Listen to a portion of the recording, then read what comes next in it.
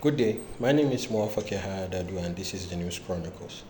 Few days ago, reports surfaced online with evidence of the Kebbi state government paying its primary and secondary school teachers the sum of 13,500 naira as their salaries. Now, these have raised concerns, especially on X, formerly Twitter, with people raising concerns and so many questions about this.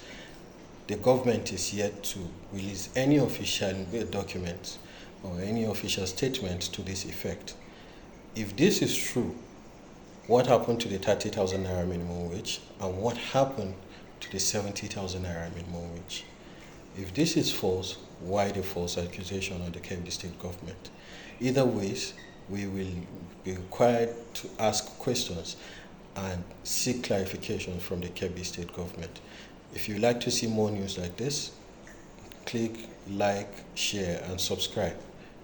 My name is Mofa Keha once again, and this is the News Chronicles.